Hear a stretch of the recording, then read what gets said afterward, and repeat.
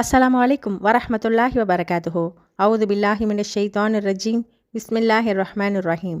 அளவற்ற அருளாளனும் நிகரற்ற அன்போடின்மாகிய அல்லாஹ்வின் திருப்பெயரை கொண்டு ஆரம்பம் செய்கின்றோம். நாம் சீக்ரெட்ஸ் ஃப்ரம் குர்ஆன் அப்படிங்கிற அடிப்படையில் நம்பர் சீரீஸ் பார்த்துக்கிட்டு இருக்கோம்.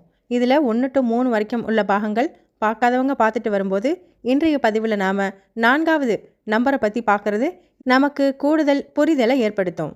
இந்த நம்பர் 4 அப்படிங்கிறத பற்றி திருமறை குர்ஆன் என்ன பேசுது அப்படின்னு பார்த்தோன்னா, புனித மாதங்கள் 4 பற்றி பேசுது. இதை பற்றி 9வது அத்தியாயத்தின் 36வது வசனத்தில் அவைகள் அந்த 4 மாதங்கள் புனிதமாகும் அப்படின்னு சொல்லி அந்த நாட்களில் போர் புரியது கூடாது அப்படின்னு சொல்லி சட்டத்தையே நிறுவுது. அது எந்தெந்த மாதங்கள்னு பார்த்தோன்னா, துல்கஅதா, துல்ஹஜ், முஹர்ரம், ரஜப், அதாவது 11, 12, 1 மற்றும் 7 இந்த மாதங்கள் புனிதமாக கருதப்படுது.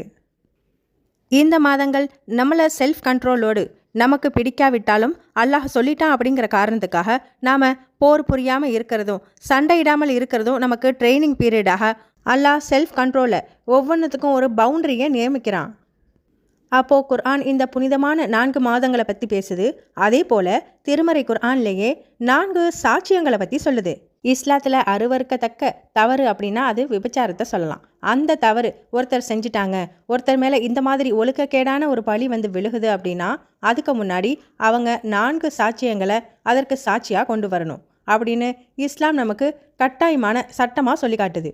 இதுக்கு காரணம், ஒரு குற்றச்சாட்டு சொல்லப்பட்டாலே அதுக்கு தண்டனை அப்படின்னு பார்த்தா உலகத்தில் எல்லாருமே தண்டனைக்கு ஆளாகிடுவோம். ஆனால் ஒரு மனிதன் தவறு செஞ்சானா இல்லையா அப்படிங்கிறதுக்கு 4 சாட்சியம் வேணும். இதன் மூலம் அவருடைய மான மரியாதை காப்பாற்றப்படுங்கிறது ஒன்றும், இன்னொன்று இந்த மாதிரியான வீண் பழிகளிலிருந்து மனிதர்கள் காப்பாற்றப்படணும் அப்படிங்கிற நோக்கத்திலையும் அல்லாஹ் நீங்கள் இந்த மாதிரி யார் மேலேயாவது குற்றச்சாட்டு சொல்கிறீங்கன்னா அதற்கு 4 சாட்சியங்கள் உங்ககிட்ட இருக்கணும் அப்படிங்கிறத சட்டமாக சொல்லுது.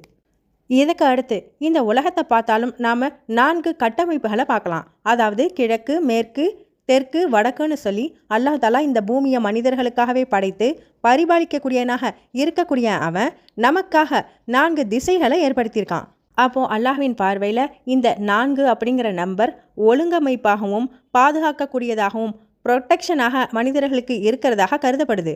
இப்படி நாம் வாழக்கூடிய பூமி தான் ஒரு கட்டமைப்பில் இருக்குது அப்படின்னு பார்த்தோன்னா நம்முடைய உடல் அமைப்பும் நம்மளுடைய எண்ண ஓட்டமும் சரி இது சம்மந்தப்பட்டதாகவே இருக்குது.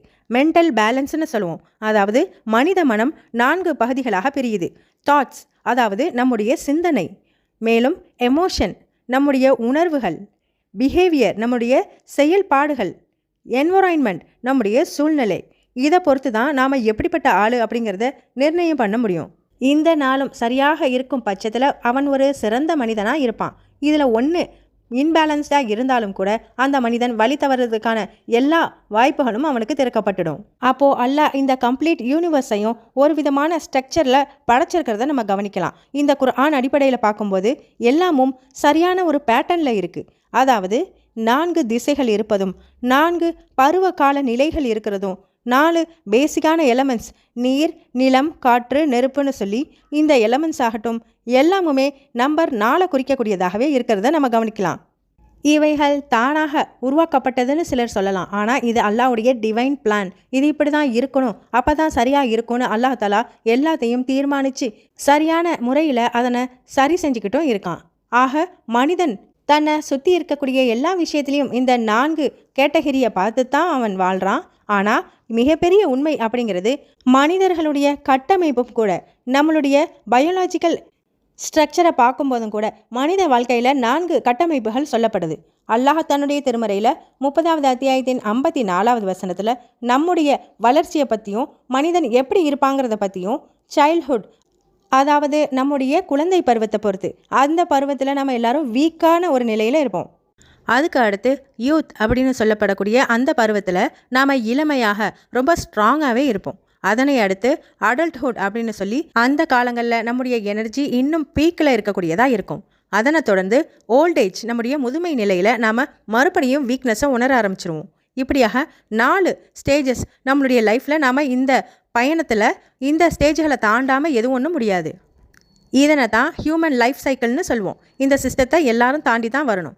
இது மட்டும் இல்லாமல் நம்மளுடைய ஹார்ட் சிஸ்டமும் கூட 4 நிலைகளை அடையக்கூடியதாகவே இருக்குது. அதான் கல்பு, அதாவது இதயம்; ரூஹு, நம்முடைய சோல், அதாவது நம்மளுடைய உயிர்; 3வது அக்கலு, நம்முடைய இன்டலெக்ட், நம்மளுடைய ஆன்மா; 4வது நஃப்ஸு, நம்மளுடைய ஆசை, டிசைர்னு சொல்லுவோம். இந்த எல்லாமுமே நமக்குள்ள, நம்ம இதயத்திலேயே இருக்கக்கூடிய ஒரு விஷயம். இந்த 4ம் நம்மளுடைய உள்ளத்தில் சரியாக இருந்தால் தான் ஈமான் பரிபூரணப்படும். இல்லைன்னு சொன்னால் ஸ்ட்ரெஸ்ஸு, வலி, கன்ஃபியூஷன், பாவங்கள்னு சொல்லி நம்முடைய இதயமானது ரொம்பவும் தவறை நோக்கி செல்லக்கூடியதாக இருக்கும். இதில் இன்னொரு முக்கியமான ஒரு விஷயத்தையும் நம்ம கவனிக்கணும். 4 திசைகள்னு பார்த்தோம்.